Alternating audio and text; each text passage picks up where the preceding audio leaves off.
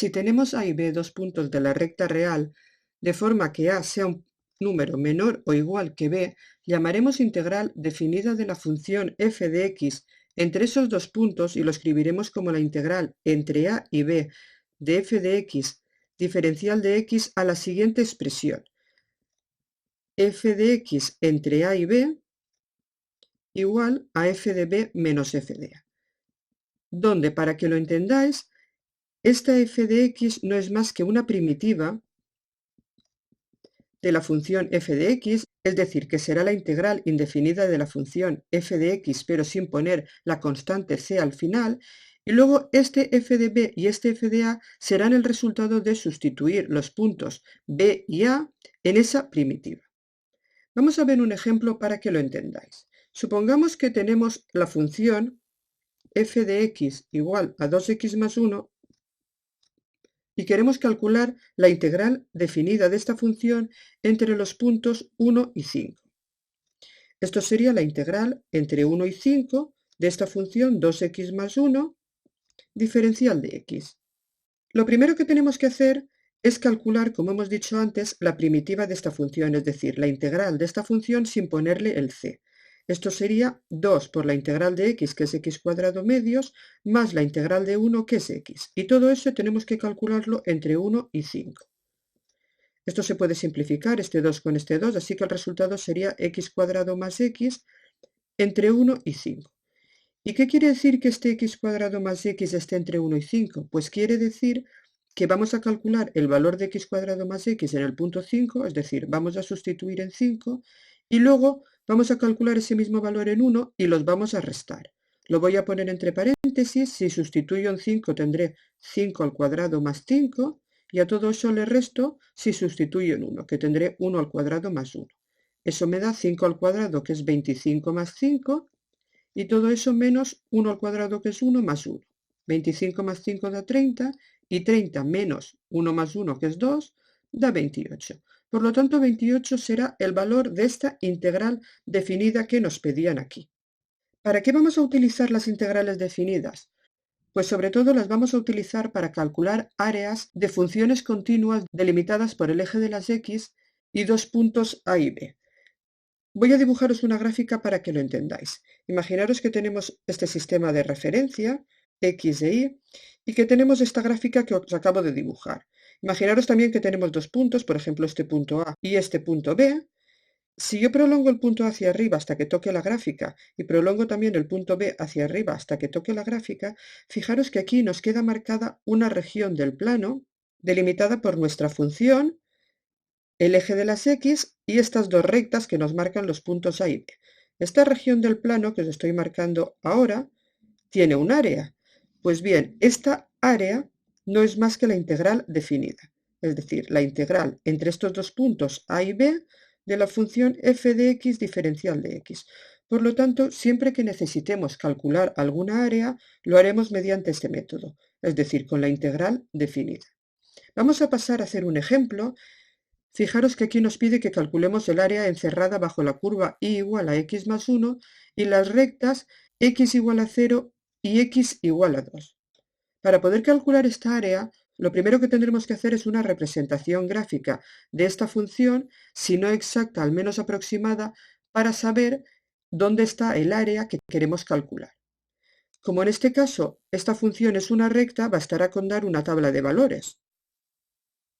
Y aquí puedo dar los valores que yo quiera. Por ejemplo, voy a dar el menos 1, el 0 y el 1.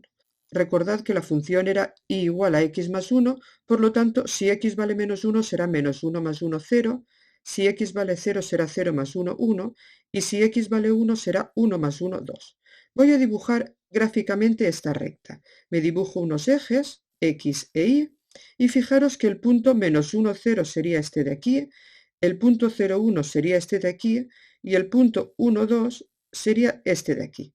Si uno estos puntos, tendré la siguiente recta, y fijaros que nos piden el área encerrada bajo esta recta y luego la recta 0 y 2. ¿Cuáles son las rectas 0 y 2? Pues fijaros, el punto 0 es este de aquí, el punto 2 es este de aquí, por lo tanto la recta x igual a 0 será esta que os estoy dibujando y la recta x igual a 2 será esta de aquí. Lo voy a escribir. este es el 2 y este es el 0, por lo tanto tendría esto y esto de aquí. Y el área que nos piden, por lo tanto, es el área encerrada en ese recinto, que será esta de aquí.